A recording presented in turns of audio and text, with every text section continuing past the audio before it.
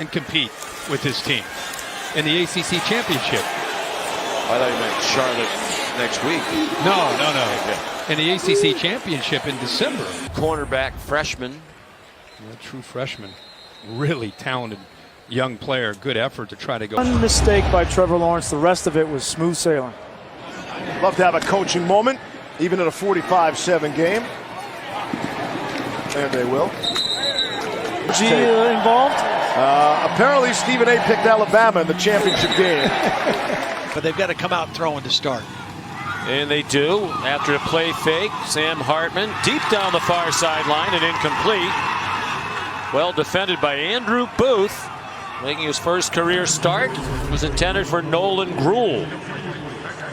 Well, they were really happy with the camp Andrew Booth had. Crawford. And Keith White tripped up in the backfield. That's Andrew Booth. Made his first career start last week against Wake Forest. Part of a secondary which Dabo Swinney loves. They lost 3 players who were in that back 7. Actually, more than that when you count the Isaiah Simmons of the world. Dabo feels this is his best back 7. Third down. Armstrong lofting it to the near sideline, looking for Davis. And again, good coverage in the Clemson secondary. Probably leads to him getting a little bit warmed up. And his first pass attempt of the second half is incomplete. He tried to hit his 6'7" tight end, Tony Poljan. On first down, pressure coming. Armstrong delivers. Davis can't hang on. Broken up. The challenge with such a big receiver.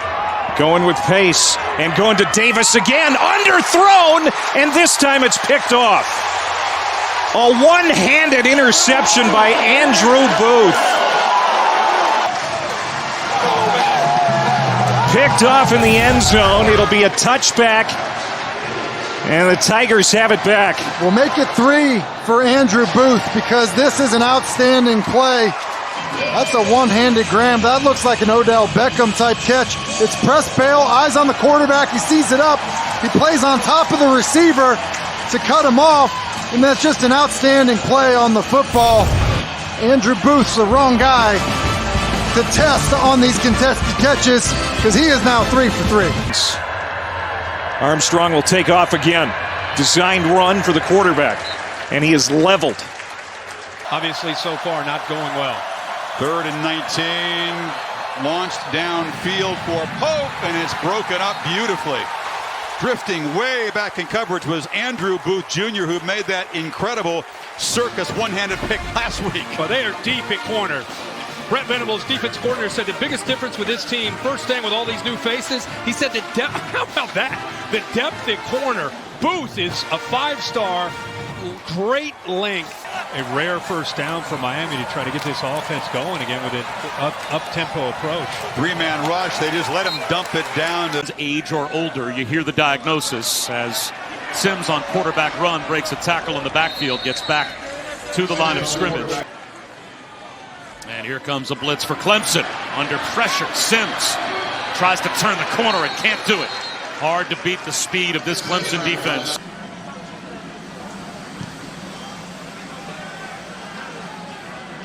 Good punt from Spires all the way down inside the 25-yard line. And an immediate stop on special teams for Clemson. As well, so playing a little short-handed. Yep. Culpepper on 3rd down. Tries to get Quealy and does. And stepped out of bounds.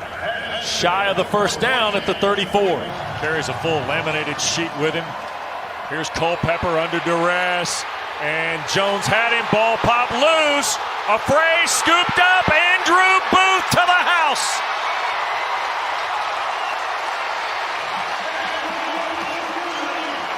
Touchdown! The rolling on the field is a fumble recovered by Clemson. Touchdown. Here's Booth showing he can field ground balls with the best of them. Brazee knocks it loose. The play was made by Mike Jones. Up against Connor Lutz in the back. They were down by 18. 3rd and 3, Jerkovic. Upended and cut down by Andrew Booth. Understand there's more than one side to every story. Flea flicker into double coverage. scrimmage, and Pickett's pass is intercepted by Andrew Booth. Well, Andrew Booth is right here. And watch, as he drifts back, his eyes are on the quarterback. This is zone coverage. And so once he sees he has no threat in his deep part of the field, he just reads the quarterback and goes, and he becomes like a free safety and makes the play in the middle of the field. That wasn't necessarily his coverage responsibility. The guy in coverage was Tyler Venables, the freshman safety.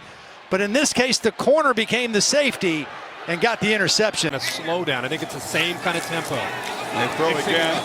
Catch by Smith and Jigba, knocked down immediately by Booth. No gain. Cook goes in motion. They swing it to him. A block on the edge, but not good enough. Fighting through that block was Simpson. And Booth over there as well, and it's fourth down. What an effort there by Booth. Fields back to throw, and will fire that one, tipped and incomplete. That was intended for Will Vereen to wide out. Hit Vereen down the seam. I feel like he's a little bit late. If you can get this out sooner, there's a bit of a window. For the injury timeout to Trey Williams, a big third down. Floated to the near side, and that developed way too slowly for Georgia Tech. Carolina State has not won against a top 10 team under Doran. On the edge, complete to Carter, made a nice move, but is brought down at the 47. Touchdown pass of the season, 7th of his career, coming back the other way. This is Bam Knight running into heavy traffic, picking up 1 on the play. Andrew Booth with good run support off the corner. Davis today.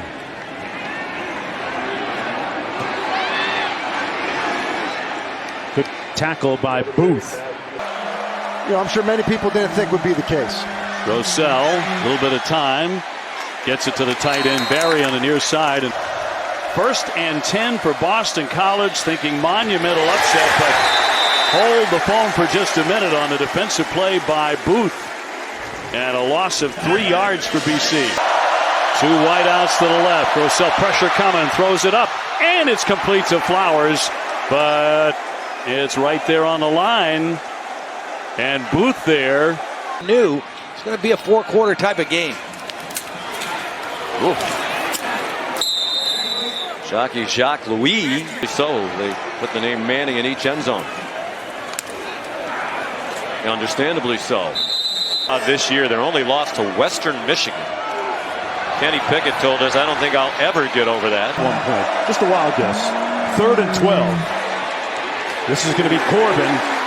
And he's tackled short of the first down. Well fed means well protected. No room to run that time for Cooley as Andrew Booth will stop him. Been coming on for the last several weeks. Confusion with that snap. Hartman try to buy a little time and sling it out of bounds. Are you surprised? Like that to the boundary. Hartman with time, heaves it, Morin. And was it intercepted? Andrew Booth comes away with it. Now Hartman's thrown 5 picks in his last 2 games, the first this afternoon, and that'll thwart another potential Wake Forest scoring drive. What a great play by Booth. I mean, turning around, making a play on the football, just an unbelievable play there by the corner. Thing of beauty on the sideline, and not the end that you wanted if you're Wake Forest. Get greedy, and as a result, move the quarterback, get him moving a little bit. Pressure, Hartman, end zone, and a penalty marker down. A.T. Perry defended by Booth. 2 markers down. Flag on the play. Pass interference, offense, number 9. Versus Georgia this season. Brown from his own end zone throws, and it's almost picked off. As it was Andrew Booth who stepped in front of that ball. Gets something going on a 3rd and 10 from his own end zone. He throws, and this one is picked off, and this time Booth makes a clean catch.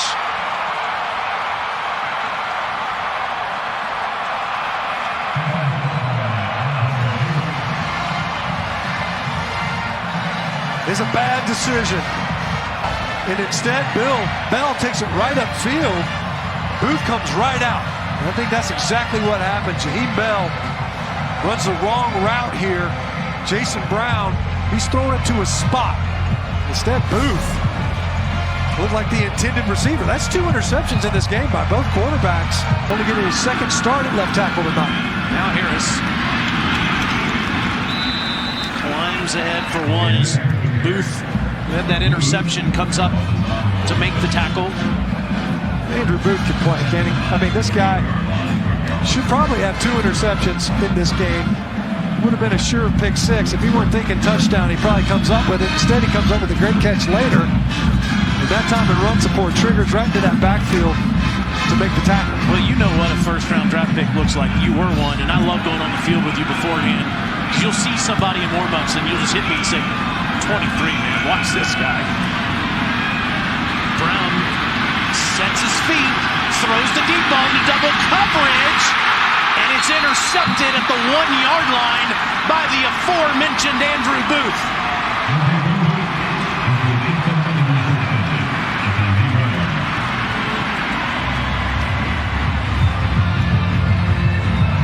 He said he makes a play in the run game, and he comes right back with his second takeaway of the night.